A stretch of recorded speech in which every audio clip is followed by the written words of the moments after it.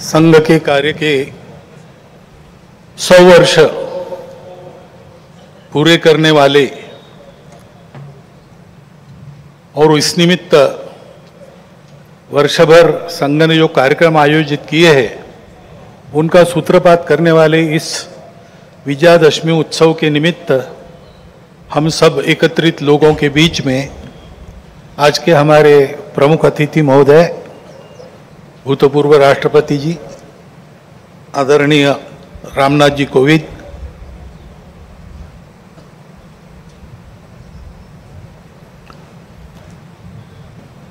विदर्भ प्रांत के माननीय संघ चालक जी, माननीय सहसंघ चालक जी, नागपुर महानगर के संघ चालक जी, उपस्थित अन्य अधिकारी वर्ग, परम श्रद्धेय संतवृंद, आत्मीय स्वयंसेवक बंधु, नागरिक सज्जन एवं माता भगिनी, यह वर्ष श्री गुरु तेग बहादुर जी के बलिदान का 350वां वर्ष इस नाते और संपन्न होगा।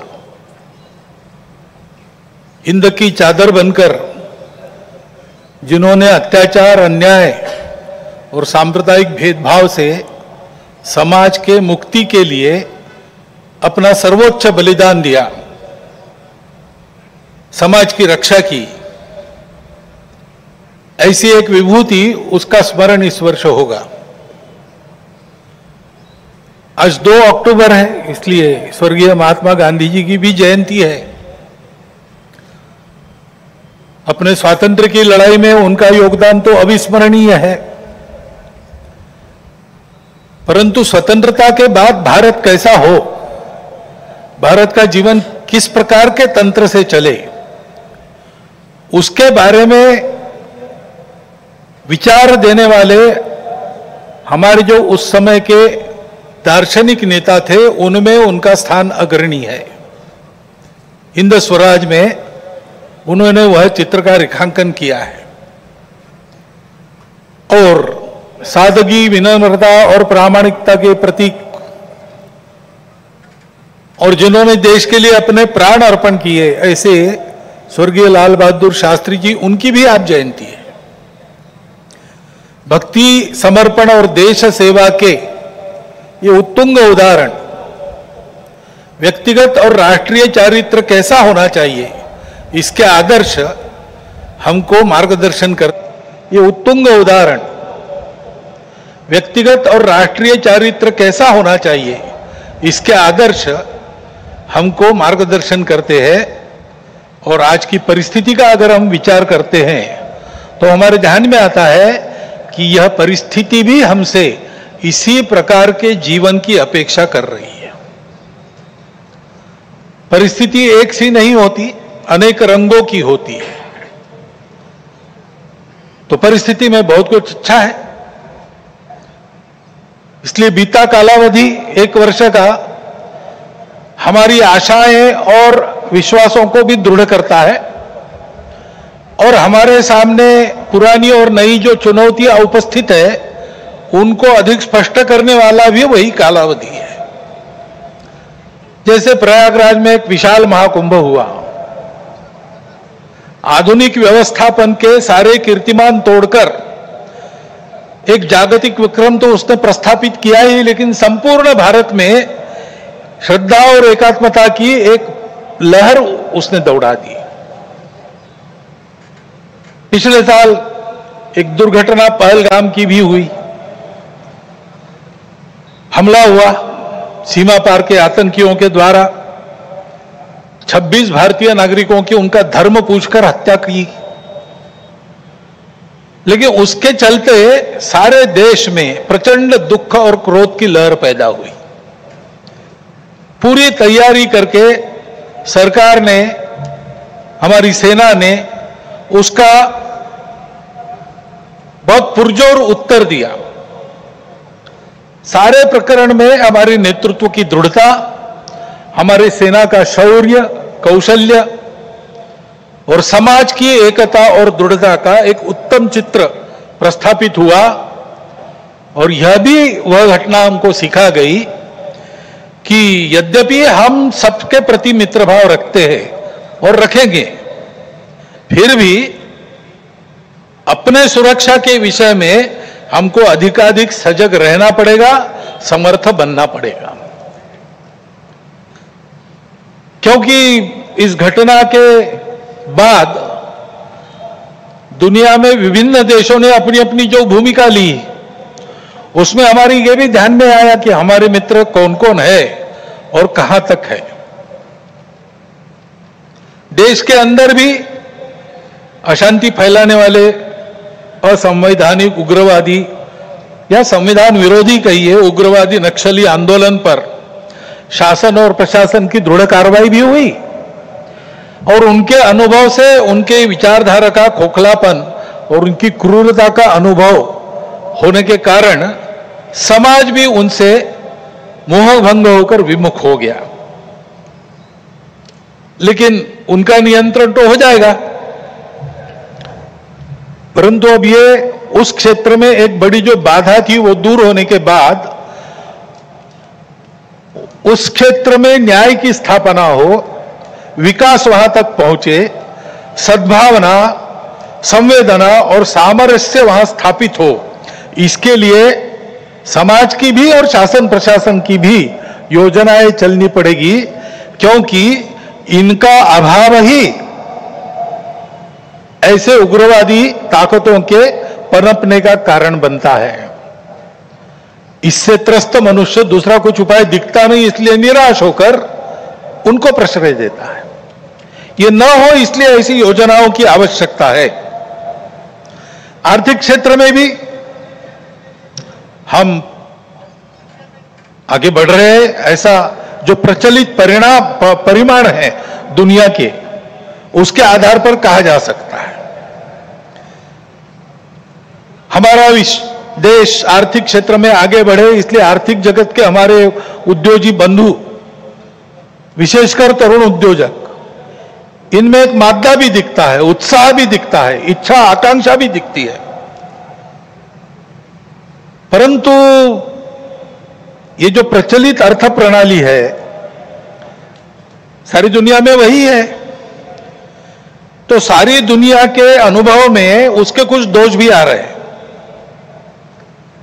विकास के इस प्रकार के पद्धति से अमीरी और गरीबी का अंतर बढ़ता है।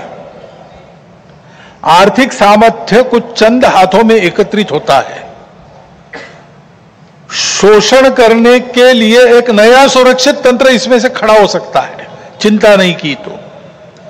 पर्यावरण के हानि की समस्या खड़ी हो जाती है और मनुष्यों के आपसी व्यवहार में कई प्रकार की व्यापारिक दृष्टि और अमानवीयता की बातें प्रवेश कर जाती है। इन दोषों की बाधा हमें नहीं होनी चाहिए, इसलिए भी कि अभी हाल में अमेरिका ने जो नई टैरिफ नीति अपनाई, उनके अपने हित के लिए अपनाई होगी, लेकिन उसकी मार तो सभी पर पड़ रही है। इसलिए ये सारा परिदृश्य अथवा ये सारी प्रचलित पद्धति, उस पर हम निर्भर हो जाए ऐसी नहीं है। विश्व का जीवन परस्पर निर्भरता से ही चलता है। राष्ट्रों में आपस में सब प्रकार के संबंध होने पड़ते हैं। अकेला राष्ट्र अलगाव में, आइसोलेशन में जी नहीं सकता। परंतु ये निर्भरता मजबूरी में न बदल जाए, क्योंकि वो कब बदलेगी, कैसे बदलेगी, उसका कोई पता नहीं। और इसलिए इस निर्भरता को मानते हुए, विश्व जीवन की एकता को मानते हुए, हमको इसको मजबूरी न बनाते हुए जीना अगर है तो स्वदेशी और स्वावलंबन का कोई परिणाम नहीं, कोई पर्याय नहीं।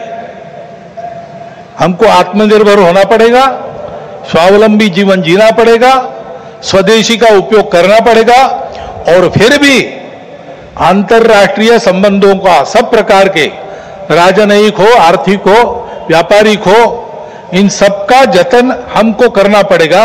लेकिन उसमें मजबूरी नहीं होगी, हमारी अपनी इच्छा होगी, हमारा अपना सद्भाव होगा, ऐसा हमको बनना पड़ेगा। प्रचलित पद्धति जो है उसके दुष्परिणाम हमारे यहां भी दिखते हैं। अभी हाल में ही जो खबरें पिछले 1-2 साल से चल रही है, प्रत्यक्ष हम देख रहे हिमालय के क्षेत्र में कैसे चल रहा है। वर्षा का अनियमित होना तो सर्वदूर है, प्रकृति के प्रकोप भी बढ़ गए हैं, भूस्खलन होता है, अप्रत्याशित वर्षा होती है, हिम नदियां सूख रही है। ऐसे परिणाम गत 3-4 वर्षों में तीव्र होते चले जा रहे हैं। ये हिमालय हमारे लिए सुरक्षा की दीवार और दक्षिण पूर्व एशिया के लिए उसका पूरा जलस्रोत हिमालय से ही आता है। अगर प्रचलित विकास की पद्धति में से इन सारी बातों को और प्रोत्साहन मिलता हो होने के लिए, तो उस नीति का हमको पुनर्विचार करना पड़ेगा, क्योंकि हिमालय की आज की अवस्था एक खतरे की घंटी बजा रही है। प्राकृतिक उथल पुथल है तो जनजीवन में भी उथल पुथल दिख रही है। श्रीलंका में, बाद में बांग्लादेश में, बाद में नेपाल में, हमारे पड़ोसी देशों में भी हमने इसका अनुभव किया। अब कभी कभी हो जाता है, प्रशासन जनता के पास नहीं रहता, संवेदनशील नहीं रहता, लोकाभिमुख नहीं रहता, उनकी जनता की अवस्थाओं को ध्यान में रखकर नीतियां नहीं बनती, तो असंतोष रहता है। परंतु उस असंतोष को इस प्रकार व्यक्त होना, यह किसी के लाभ की बात नहीं है। अभी अभी प्रमुख अतिथि महोदय ने कहा, 25 नवंबर के भाषण की याद की, उसमें इस प्रकार के जो आंदोलन है जिसमें इतनी सारी हिंसा और विनाश होता है, डॉक्टर अंबेडकर साहब ने उसको ग्रामर ऑफ अनार्की कहा है। प्रजातांत्रिक मार्गों से भी परिवर्तन आता है, ऐसे हिंसक मार्गों से परिवर्तन नहीं आता है। एक उथल पुथल हो जाती है लेकिन स्थिति यथावत रहती है। पूरे दुनिया का अभी तक का इतिहास देख लीजिए, जब से ये उथल पुथल वाली तथाकथित रिवॉल्यूशंस, क्रांतियां आई, किसी क्रांति ने अपने उद्दिष्ट को प्राप्त नहीं किया। राजा के खिलाफ फ्रांस की राज्य क्रांति हुई, उसका परिणाम क्या हुआ? नेपोलियन बादशाह बन गया, वही राजतंत्र कायम रहा। इतनी सारी तथाकथित साम्यवादी क्रांतियां हुई, सब साम्यवादी देश आज पूंजीवादी तंत्र पर चल रहे हैं, जिसके खिलाफ क्रांति हुई थी। ऐसे हिंसक परिवर्तनों से उद्देश्य नहीं प्राप्त होता है, उल्टा इस अराजकता की स्थिति में देश के बाहर की स्वार्थी ताकतों को अपने खेल खेलने का मौका मिलता है। और इसलिए हमारे पड़ोसी देशों में जो उथल पुथल हो रही, ये हमारे ही देश है, वे हमसे दूर नहीं है। कुछ वर्ष पूर्व भारत ही थे, हमारे अपने हैं। उनमें इस प्रकार की अस्थिरता उत्पन्न होना, ये हमारे लिए, हम केवल उनके पड़ोसी हैं इसलिए नहीं, वो सब हमारे अपने देश है, इसलिए चिंता का विषय है। हितरक्षण से भी ज्यादा ये जो हमारा आत्मीयता का संबंध है, अपनेपन का संबंध है, उसके चलते ये चिंता होती है।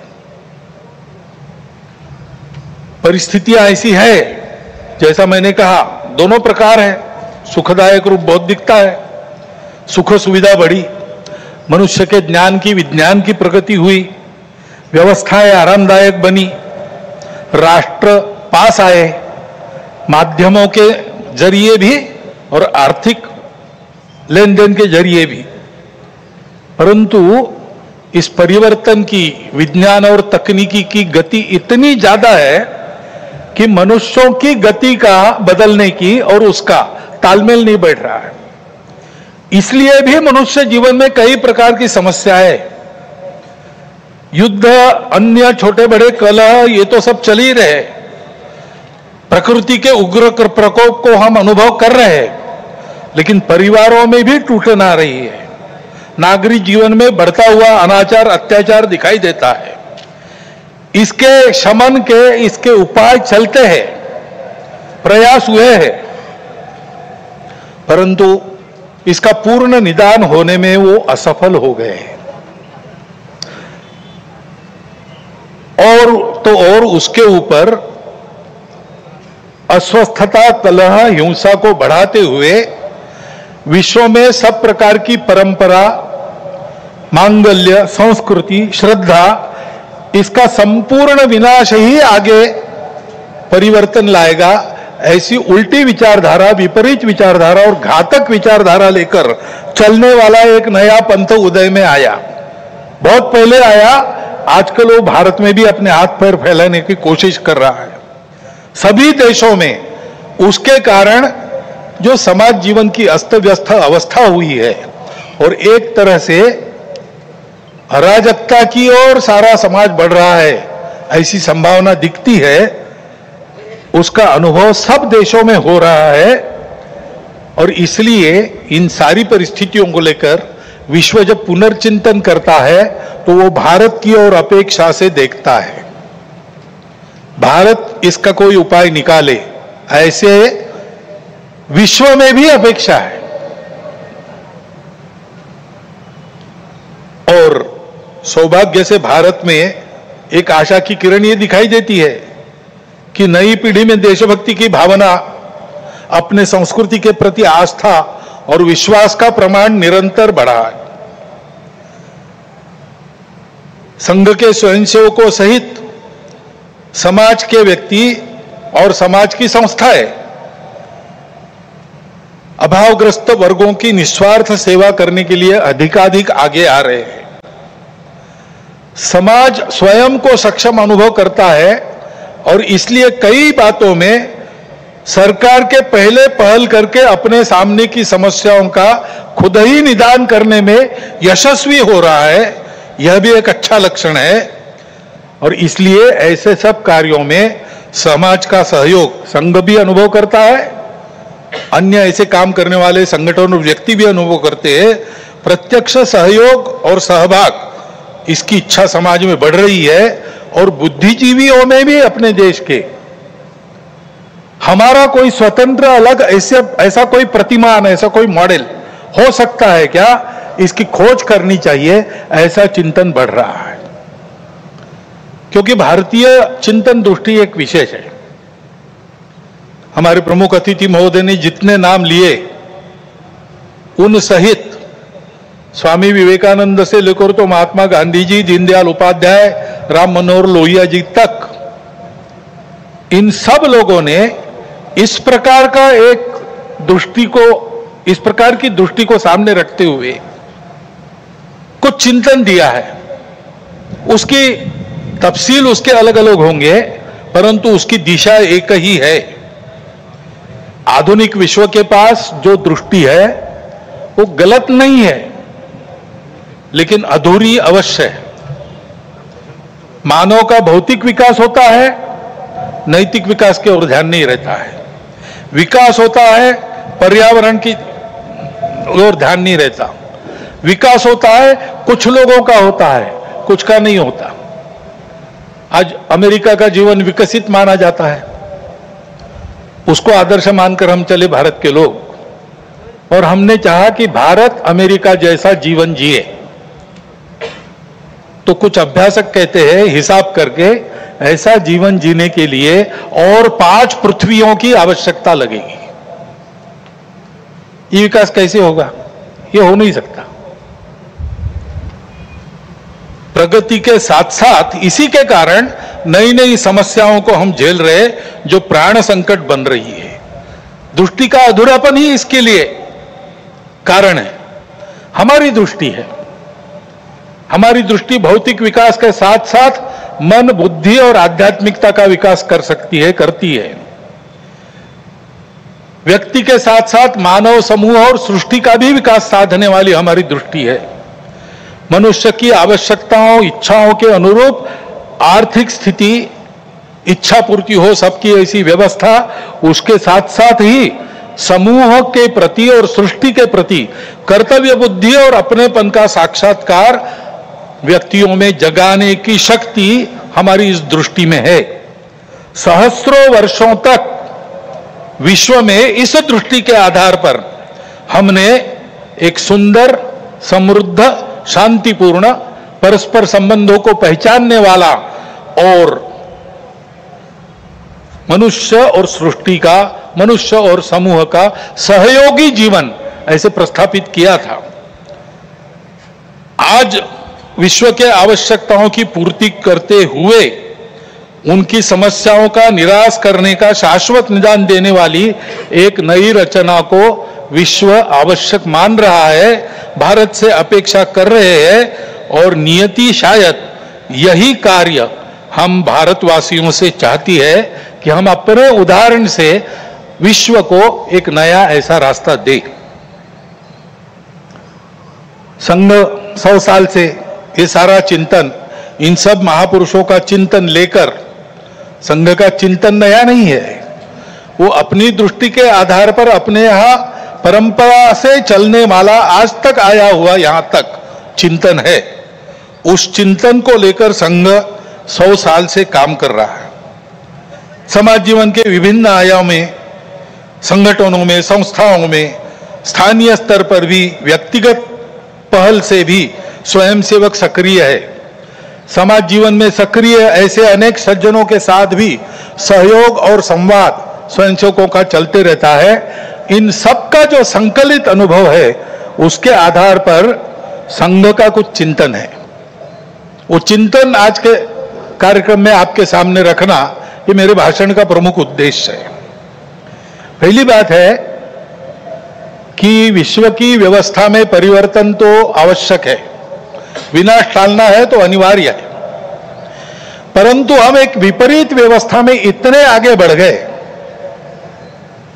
सारी दुनिया आगे चली गई, हम भी आगे चले गए। अब एकदम अगर पीछे मुड़ेंगे तो गाड़ी उलट जाएगी। इसलिए इस गति से आगे बढ़ते बढ़ते हुए धीरे धीरे छोटे छोटे कदमों से हमको मुड़ना पड़ेगा, एक लंबा मोड़ लेके पीछे आना पड़ेगा। देश काल परिस्थिति का ध्यान रखते हुए हम अपनी समग्र और एकात्म दृष्टि के आधार पर अपना स्वयं का विकास पथ बनाकर विश्व के सामने एक यशस्वी उदाहरण रखेंगे, तब इस व्यवस्था का परिवर्तन प्रारंभ होगा। अर्थ और काम के पीछे अंधी होकर भाग रही दुनिया को धर्म की दृष्टि देनी पड़ेगी। वो धर्म पूजा नहीं है, वर्शिप्स नहीं है, वो धर्म खान पान रीति रिवाज नहीं है, वो धर्म इसके परे सबको जोड़ने वाला, सबको उन्नत करने वाला, सबको साथ लेकर चलने वाला, प्रजा की, सृष्टि की धारणा करने वाला धर्म है। उस धर्म का मार्ग हमको अपने उदाहरण से विश्व को देना पड़ेगा, भारतवर्ष को ऐसा होना ही पड़ेगा, ऐसे संघ मानता है 100 साल के अनुभव के बाद। अब संपूर्ण देश को ऐसा खड़ा करना है, लेकिन व्यवस्था है उसको नहीं बना सकती। व्यवस्था बनाने वाला मनुष्य होता है, समाज होता है, वो जैसा है वैसी व्यवस्था बनाएगा। कहते हैं प्रजातंत्र में अंग्रेजी में एक वाक्य, people get the government they deserve.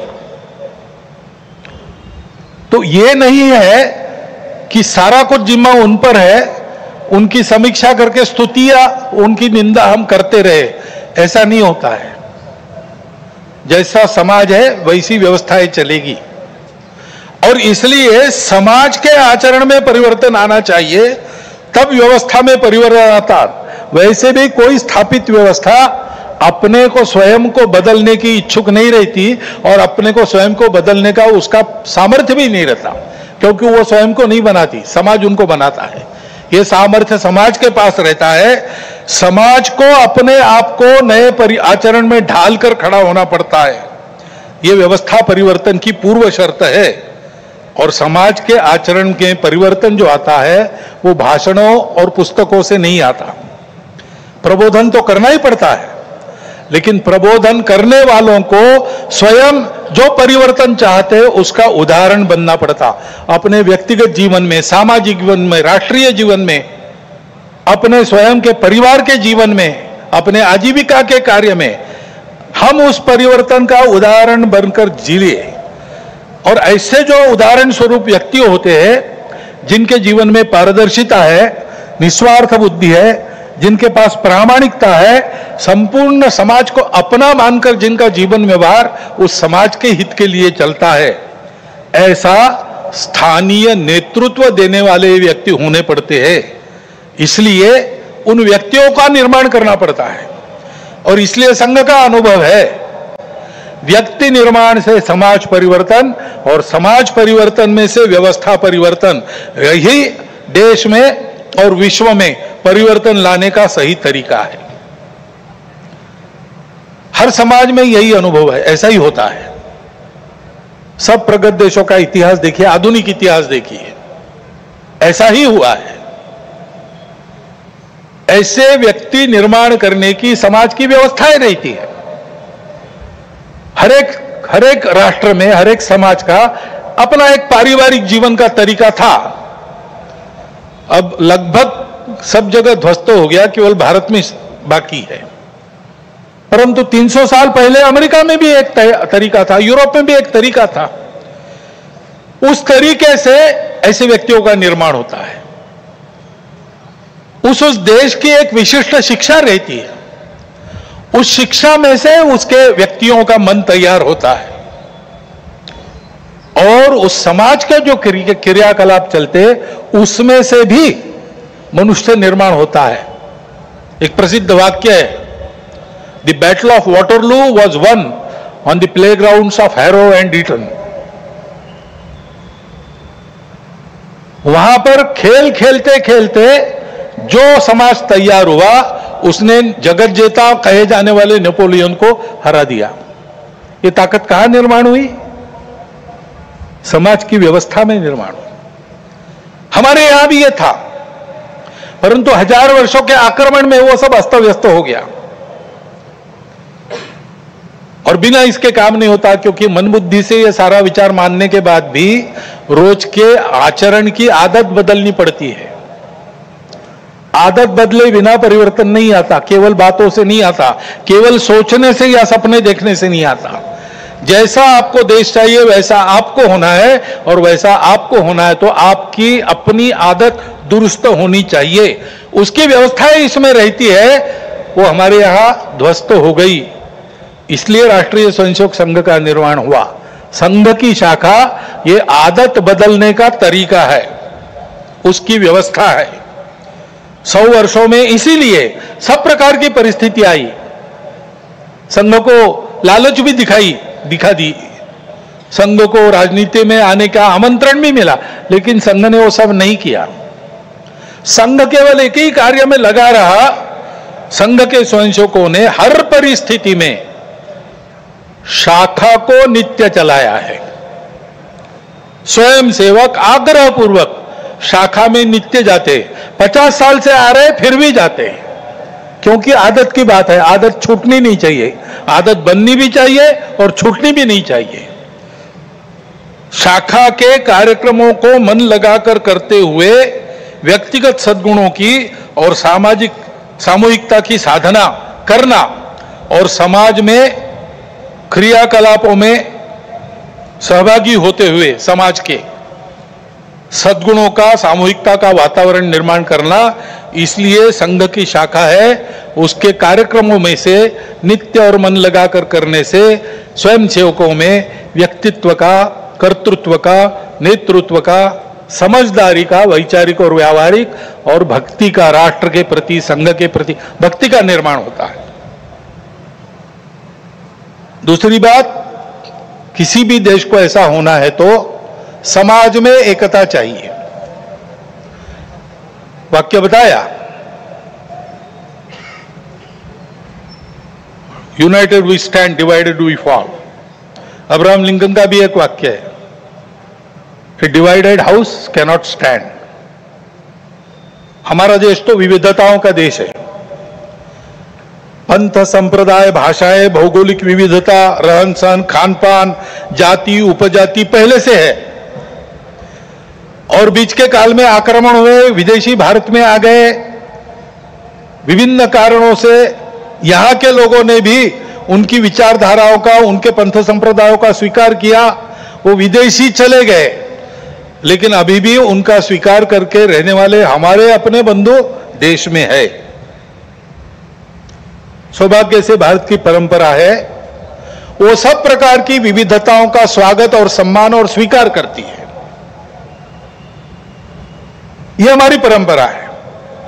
और इसलिए यद्यपि बाहर से विचारधारा आई होगी, हम उनको पराया नहीं मानते, अलगाव से नहीं देखते।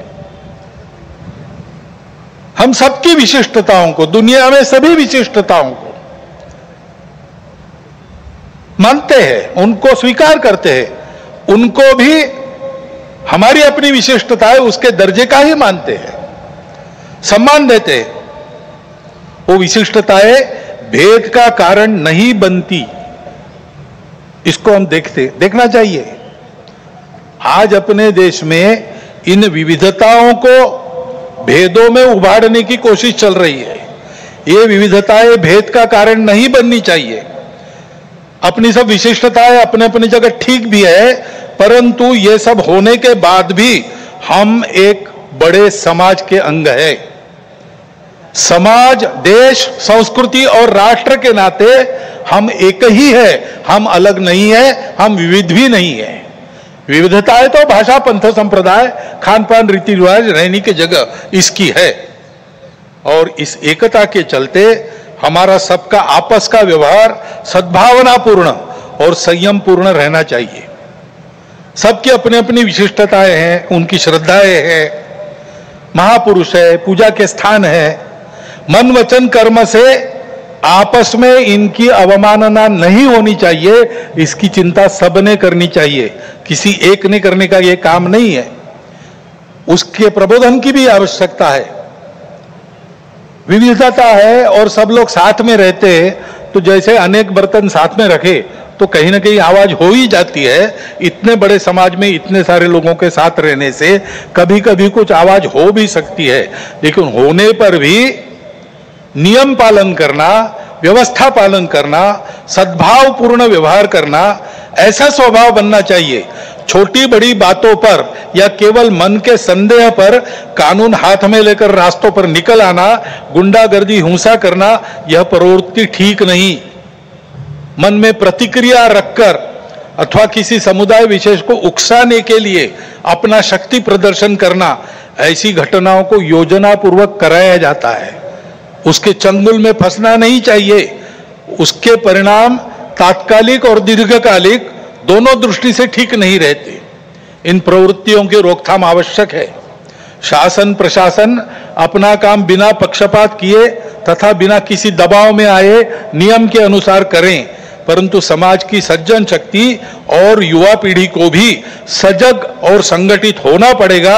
आवश्यकता अनुसार हस्तक्षेप भी करना पड़ेगा, क्योंकि ये अराजकता का व्याकरण है, इसको रोकना ही पड़ेगा।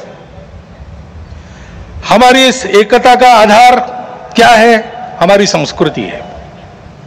डॉक्टर अंबेडकर साहब ने इसको शब्द दिया है इनहेरेंट कल्चरल यूनिटी, अंतर्निहित सांस्कृतिक एकता। ये भारतीय संस्कृति प्राचीन समय से चलती आई है। भारत की विशेषता है, वो सर्वसमावेशक है, सबका सम्मान और स्वीकार करने की सीख देती है, क्योंकि भारत के आध्यात्मिक सत्य पर, उस सत्य पर आधारित धर्म पर, यानी सत्य, करुणा, शुचिता और तप के सदाचार पर वह धर्म आधारित है। उसी पर यह संस्कृति भी बनी है। इसका जतन सनातन काल से आज तक हर परिस्थिति में किसने किया है? तो निश्चित रूप से इस देश के पुत्र रूप हिंदू समाज में ने किया है, और इसलिए कभी कभी उसको हिंदू संस्कृति भी कहते हैं। ऋषियों ने अपने तपोबल से इसका निर्माण किया है,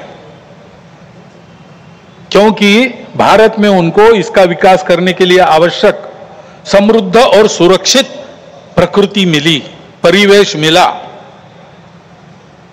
और पीढ़ी दर पीढ़ी इसको सरसाने के लिए, आगे पहुंचाने के लिए, इसकी सुरक्षा के लिए पूर्वजों ने परिश्रम किया है, त्याग किया है, बलिदान दिए है।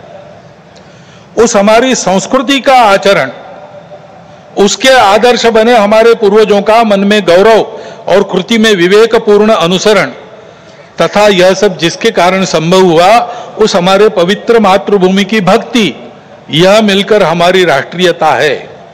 विविधताओं के संपूर्ण स्वीकार और सम्मान के साथ हम सबको एक माल में मिलाने वाली यह भारतीय संस्कृति, यह राष्ट्रीयता है। इसको हम हिंदू राष्ट्रीयता कहते हैं। यही हमारे लिए हिंदू राष्ट्रीयता है। किसी को हिंदू शब्द से आपत्ति है, वो हिंदवी कहे, भारतीय कहे, आर्य कहे, जो कुछ है, ये सारे समानार्थी शब्द है, हम लोग जानते हैं। परंतु इस राष्ट्रीयता का स्पष्ट स्वरूप निर्देशित करने वाला एक ही शब्द हमको मिलता है, वो है हिंदू। वो कोई राज्य पर आधारित कल्पना है। हमारा राष्ट्र राज्य पर आधारित कभी रहा नहीं। हमारे यहां नेशन स्टेट की कल्पना नहीं है। हमारी यह संस्कृति राष्ट्र को बनाती है। राज्य आते जाते रहते हैं, राष्ट्र निरंतर विद्यमान रहा है। सनातन काल से अब तक ये हमारा प्राचीन हिंदू राष्ट्र है। इस अर्थ में हिंदू राष्ट्र है। सब प्रकार के उतार चढ़ाव हमने देखे, गुलामी भी देखी, स्वतंत्रता भी देखी। हम सदैव विद्यमान है। और इसलिए हिंदू समाज का बल संपन्न होना, शील संपन्न होना, संगठित होना इस देश के एकता, एकात्मता, सुरक्षा और विकास की गारंटी है। क्योंकि हिंदू समाज सनातन काल से यहां चलते आया है, वो इस देश का उत्तरदायी समाज है, रिस्पॉन्सिबल सोसाइटी है। और सौभाग्य से इस संस्कृति के और धर्म के कारण ऊपरविद के अनेकविध नाम और रूपों को देखकर, दुनिया की विविधता को देखकर मनुष्यों में बंटवारा और अलगाव खड़ा करने वाली हम और वो, अस एंड देम, इस मानसिकता से ये समाज पूर्णतः मुक्त था, मुक्त है और मुक्त रहेगा। वसुधैव कुटुंबकम की उदार विचारधारा का पुरस्कर्ता और संरक्षक यही समाज रहा है। विश्व के विकास में अपना अपेक्षित और उचित योगदान देने वाला देश, इसको बनाना ये इसीलिए हिंदू समाज का कर्तव्य बनता है। उसकी संगठित कार्य शक्ति के द्वारा विश्व को नई राह दे सकने वाले धर्म का संरक्षण करते हुए भारत को वैभव संपन्न बनाने का काम संकल्प लेकर 100 साल से कर रहा है संपूर्ण हिंदू समाज को संगठित करने का कार्य। क्योंकि समाज एक बार संगठित हो जाए तो ये सारे काम दूसरे किसी को नहीं करने पड़ते। नेताओं को, पार्टियों को, सरकारों को नहीं करने पड़ते। अवतारों को भी आने की जरूरत नहीं होती। समाज अपने सारे काम अपने बल पर कर लेता है। और इसलिए ऐसा समाज बनाने के लिए व्यक्तिगत और राष्ट्रीय चारित्र का निर्माण होना चाहिए, उनकी सुदृढ़ता बनी रहनी चाहिए। संघ की शाखा में अपने राष्ट्र स्वरूप की यह स्पष्ट कल्पना और गौरव प्राप्त होता है। और जो मैंने 5 बातें कही, कर्तृत्व, नेतृत्व, व्यक्तित्व, समझदारी और भक्ति, वो भी शाखा के इन संस्कारों से प्राप्त होती है। इसलिए शताब्दी वर्ष में हम जो कर रहे हैं, क्या सोचकर कर रहे हैं? एक तो ये सारा उत्पन्न करने वाला संघ की शाखा का काम, वो भौगोलिक दृष्टि से, समाज के विभिन्न स्तरों की दृष्टि से सर्वव्यापी होना चाहिए। और सामाजिक आचरण में सहज परिवर्तन लाने वाला पंच परिवर्तन कार्यक्रम हमारा है। उसका कुछ वर्णन तो प्रमुख अतिथि जी ने भी किया है, मुझे आज करने की आवश्यकता नहीं है, क्योंकि इन 5 विषयों का पूरा विवरण गत 2-3 वर्षों में हम सतत कर रहे हैं। सबको पता है ये पंच परिवर्तन क्या है। सामाजिक समरसता, कुटुंब प्रबोधन, पर्यावरण संरक्षण, स्वबोध तथा स्वदेशी व नियम कानून, नागरिक अनुशासन और संविधान का पालन, इन 5 विषयों में स्वयं के आचरण से, उनके उदाहरणों का, स्वयंसेवकों के उदाहरणों का अनुकरण समाज में हो, ऐसी अपेक्षा रख के कार्यक्रम चलेगा। इसमें जो करना है कृतियां, वो बहुत सरल है, सहज है, सब कर सकते हैं। और ये करने वाले केवल हम नहीं हैं, पहले से भी इस प्रकार के कार्यक्रम करने वाले अनेक व्यक्ति और अनेक संगठन समाज में है। उन सब के साथ हमारा सहयोग, समन्वय कुछ शुरू हो गया है, कुछ साधा जाएगा, सबको सहयोग रहेगा, सबके साथ समन्वय रहेगा। इसके आधार पर जो परिवर्तन आएगा समाज में, उससे भारतवर्ष खड़ा होगा। भारत का यही भूमिका भारत की रही है विश्व के इतिहास में। समय समय पर विश्व का खोया हुआ संतुलन वापस लाने वाला, विश्व के जीवन में संयम और मर्यादा का भान उत्पन्न करने वाला विश्व धर्म देना,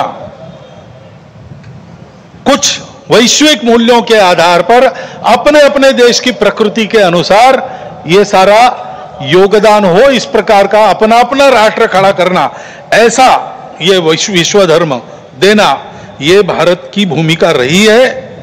हमारे स्वातंत्र संग्राम तथा राष्ट्रीय नवोत्थान में पुरोधाओं के सामने स्वतंत्र होने के बाद भारत की समृद्धि और क्षमताओं के विकास का परिणाम क्या होगा, इसका जो चित्र था वो यही था। हमारे बंगाल प्रांत के माननीय संघचालक थे स्वर्गीय केशव चंद्र चक्रवर्ती, उत्तम कवि थे। उन्होंने इस बात को अपने कविता में बड़े सुंदर शब्दों में व्यक्त किया है। बाली सिंघल जबोद्वीपे प्रांतार माझे ओठे, कोतो माठ कोतो मंदिर कोतो प्रस्तारे फूल फोटे, तादेर मुखेर मधुमय बानी, शुने थेमे जाए सब हानाहानी, अभ्युदयर सभ्यता जागे विश्वेर घरे घरे। सिंहल और जावा द्वीप तक भारतीय संस्कृति का प्रभाव फैला हुआ था। जगह जगह मठ मंदिर थे जहां जीवन की सुगंध फूलों से बिखरती थी। भारत की मधुर और ज्ञानवाणी सुनकर अन्य देशों में भी वैरभाव और अशांति समाप्ति होती थी और अभ्युदय की, यानी सबके उदय की सभ्यता जागती थी। आइए, भारत का यही आत्मस्वरूप आज की देशकाल परिस्थिति से सुसंगत शैली में फिर से विश्व में खड़ा करना है। पूर्वज प्रदत्त इस कर्तव्य को और विश्व की आज की इस अनिवार्य आवश्यकता को पूर्ण करने के लिए हम सब मिलकर, साथ चलकर अपने कर्तव्य पथ पर अग्रसर होने के लिए आज की विजयादशमी के मुहूर्त पर सीमोल्लंघन को संपन्न करें। भारत माता की जय।